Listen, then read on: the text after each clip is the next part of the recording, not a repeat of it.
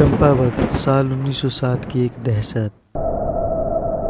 चंपावत के घने जंगलों में 19वीं शताब्दी की एक दिल दहला देने वाली सच्ची कहानी जो बयां करती है 436 लोगों की जान चले जाने के खौफनाक इतिहास को। 1900 के दशक की शुरुआत में भारत के एक कुमाऊं क्षेत्र में अचानक से लोगों पर घातक हमलों की एक श्रृंखला शुरू हो जाती है। इसकी जिम्मेदार कोई और नहीं बल्कि एक बाघिन थी जो पूरी तरह से नरभक्षी बन चुकी थी। इसने सबसे ज्यादा जंगल में लकड़ी इकट्ठा करने वाली और घास काटने वाली स्थानीय महिलाओं को अपना शिकार बनाया। जंगल में हो रहे बाघिन के हमलों की खबर धीरे धीरे पूरे क्षेत्र में फैल गई और पूरी तरह से जंगल पर निर्भर लोगों ने जंगल में जाना बंद कर दिया, जिसके कारण स्थानीय अर्थव्यवस्थाएं खतरे में पड़ गई। उस समय की ब्रिटिश सरकार ने बाघिन को मारने के लिए इनाम भी रखा, जिसका कोई फायदा नहीं हुआ। जो लोग बाघिन का शिकार करने के लिए जंगल में गए वो या तो मारे गए या डर के मारे वापस लौट आए। इसके बाद बाघिन को मारने के लिए सेना को भी बुलाया गया। सैनिकों ने जंगल में जाकर बाघिन को मारने की कोशिश तो की, लेकिन हर बार बाघिन उनको चकमा देने में कामयाब रही।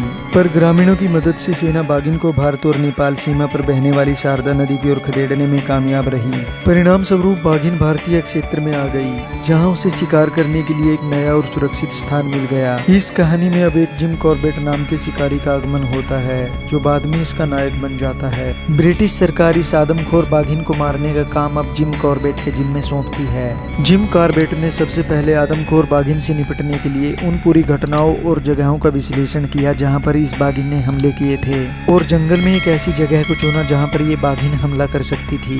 उसने पेड़ पर एक ग्रामीणों की मदद से मचान बनाई और चारे के रूप में एक भैंस को कुछ ही दूरी पर बांध दिया, और जैसे ही कुछ घंटों के इंतजार के बाद बाघिन भैंस का शिकार करने के लिए वहां आई तो जिम कॉर्बेट ने उस पर गोली चला दी। लेकिन बाघिन उस समय जिम कॉर्बेट की गोली से बच गई और वहां से भाग गई। उसके बाद जिम कॉर्बेट कई दिनों तक बाघिन का इंतजार करते रहे, लेकिन बाघिन वहां नहीं आई। जिम कॉर्बेट समझ चुके थे कि अब रणनीति बदलनी होगी, लेकिन तभी जिम कॉर्बेट को एक खबर मिलती है कि बाघिन जंगल के नजदीक एक सुनसान डाक बंगले के पास देखी गई है। खबर मिलते ही जिम कॉर्बेट इस डाक बंगले में आ जाते हैं और यहाँ रात बिताने का निर्णय लेते हैं। लेकिन यहाँ पर जिम कॉर्बेट का अनुभव बहुत ही डरावना रहा। रात के समय उसे डाक बंगले में से बहुत ही अजीबोगरीब आवाजें आती रही। खैर, इस घटना का जिक्र जिम कॉर्बेट ने कभी खुलकर नहीं किया, लेकिन अभी इस नरभक्षी बाघिन का शिकार करना ही जिम कॉर्बेट का उद्देश्य था। जिम कॉर्बेट अभी डाक बंगले से बाहर निकले ही थे कि उन्हें कुछ ही दूरी पर जमीन पर बाघिन के पंजों के निशान नजर आते हैं। जिम कॉर्बेट ने इन पंजों के निशानों का पीछा किया और उन्हें कुछ ही दूरी पर यह बाघिन नजर आ गई। इस बाघिन ने एक आदमी को अपना शिकार बनाया था। जिम कॉर्बेट ने इस बाघिन पर गोली चलाई, लेकिन एक बार वह फिर से भाग निकली। जिम कॉर्बेट जानता था कि बाघिन अपना शिकार नहीं छोड़ती और वह अपने शिकार लेने के लिए एक बार फिर से इस जगह पर वापस लौटेगी। इसलिए उसने कुछ ग्रामीणों की मदद ली और एक रणनीति तैयार करी। रणनीति के तहत जिम कॉर्बेट बाघिन को घेरने के लिए एक जगह पर छिपकर खड़ा हो गया। जिम कॉर्बेट ने जैसा सोचा था वैसा ही हुआ। बाघिन एक बार फिर से अपने शिकार के पास आ गई, लेकिन बाघिन के आते ही ग्रामीणों ने शोर मचाना शुरू कर दिया। शोर से डरकर बाघिन उसी दिशा में भागी जहाँ पर जिम कॉर्बेट पहले से ही इसका शिकार करने के लिए घात लगाकर खड़े हुए थे। बाघिन के रेंज में आते ही जिम कॉर्बेट ने उस पर एक के बाद एक 2 गोलियां चलाई, जिसके बाद उसने दम तोड़ दिया और इस तरह से इस आदमखोर बाघिन के मरने से दहशत के एक अध्याय का अंत हो गया।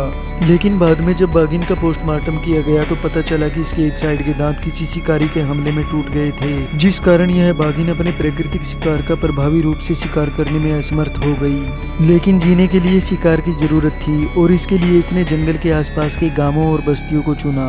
इस क्षेत्र में इसके लिए इंसान आसान शिकार थे। आज तक के इतिहास में किसी एक जानवर ने इतने लोगों को एक साथ नहीं मारा होगा।